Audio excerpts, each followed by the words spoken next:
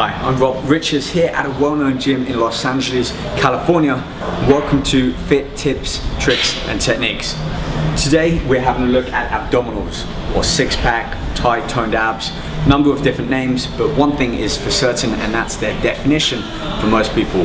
These are at the top of their training list, which is today we're looking at a number of different exercises to help you develop complete, proportional, well-developed six-pack abs.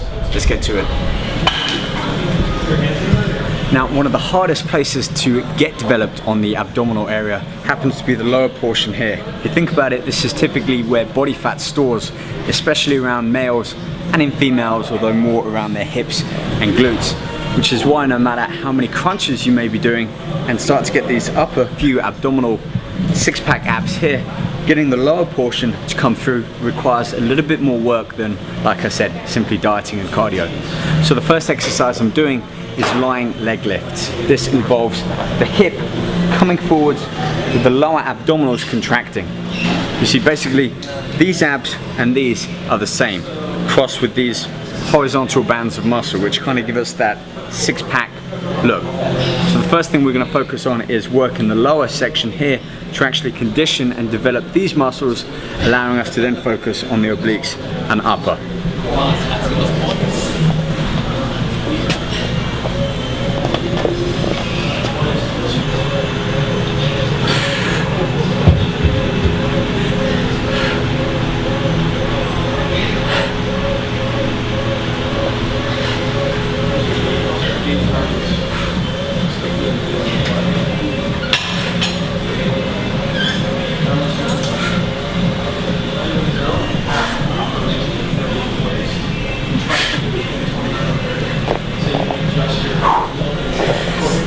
Let's break this exercise down and have a look at the tips and some of the techniques involved with this movement.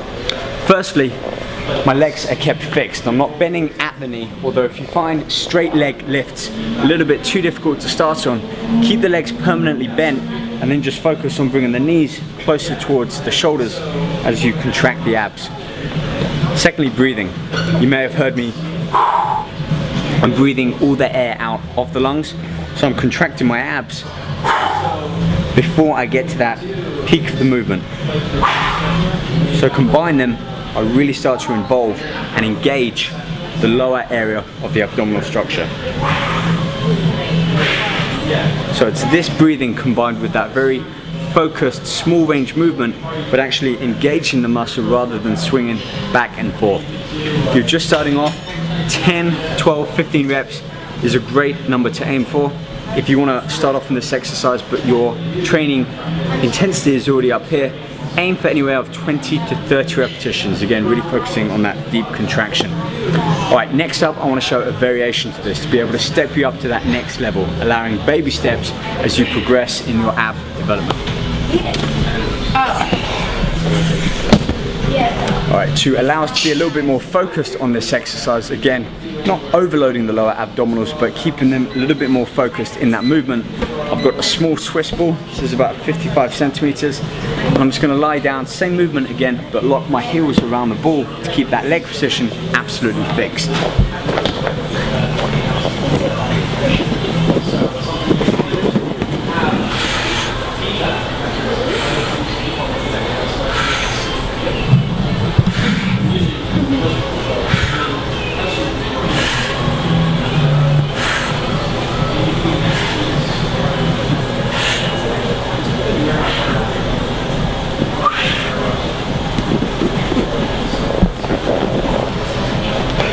So that one variation there, adding in some apparatus to really lock in that leg position, allows me to increase the intensity on the lower abdominals.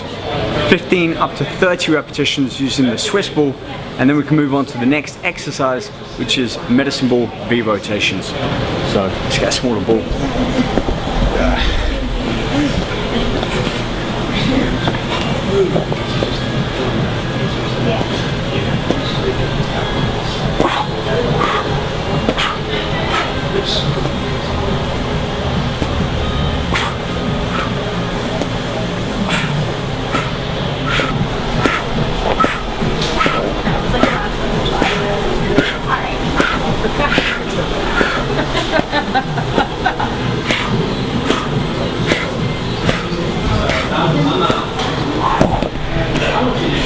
already that's starting to take my breath away.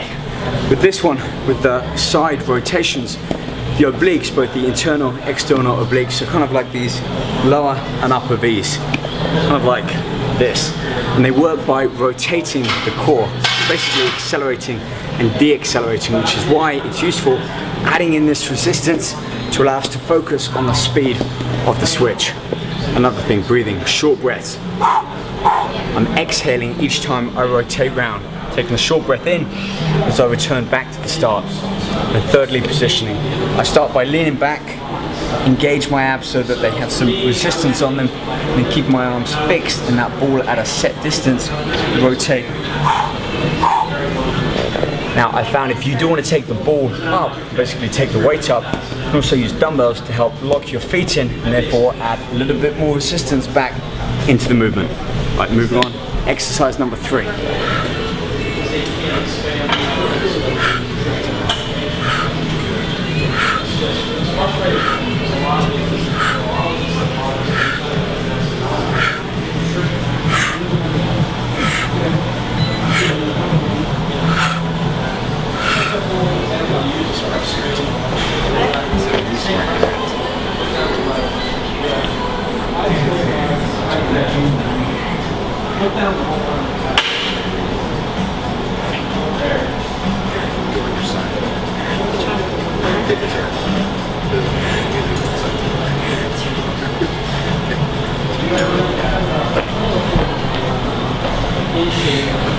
Right, so let me explain. The exercise before this, we rotated around the trunk. On this one, we're basically flexing it laterally. Now granted, that does tend to work the erector spinae, the thicker part of the lower back, but as you can see with the breathing, I'm really contracting and engaging the obliques on that top side. So let me explain and break down the exercise. Laying on my side, shoulders stacked on top of each other, my hips are in line, my heels in line. Kind of like a fish out of water. So my hips are stacked, my heels are together, and if a fish is kind of flapping out of water, you're doing a controlled version of that. Heels and shoulders lift up off the ground at the same time as you engage your obliques here. So you're not leaning back and forth. 15, always up to 30 reps if you can manage that, and then switch sides, or you can do 15 on each side and switching in between. Now there's one easy way to be able to advance this exercise up and add some resistance, but for that I need a small dumbbell. So I have a small weight, this is only about 10 pounds, and with this I'm going to do the same exercise but keeping this top arm up, allowing me to push that weight up and really add some extra resistance into working my intercostals, these finger-like muscles just under the chest. My other hand is still going to reach around and I have my fingers around those lower obliques that I'm working. This is known as touch training, and just a slight variation or twist can really help emphasize the muscles being worked. And when you start to feel this, you can tweak the exercise as you perform it.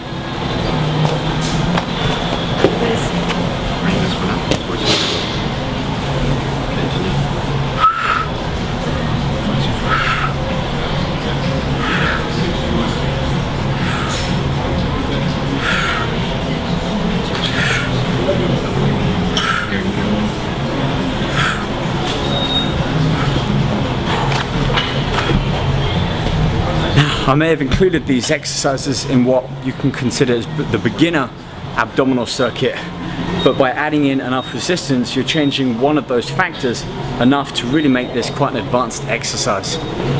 Finishing off with this particular ab circuit, we are going to focus now on the upper abdominals, saving these for the end when we've given our most attention and energy to the more troublesome areas of the lower and the side, including intercostals. So I'm going to put the dumbbell back and I'll see you back over here with the bench for my double abdominal crunch. Right, so last exercise, double crunch to engage both the lower and the upper, both contracting at the same time. So we all know how a standard crunch goes, or sit up. Arms usually, hands by your temple. You breathe out, contract the abs, and the shoulders lift up about 2 inches off the floor. We're going to do the same thing but replicate that movement with the hips, kind of like on that first exercise with the lying leg lift, so that the hips and the shoulders come together as we breathe out and contract. Quite a powerful movement, especially for developing some thickness to the abdominal structure.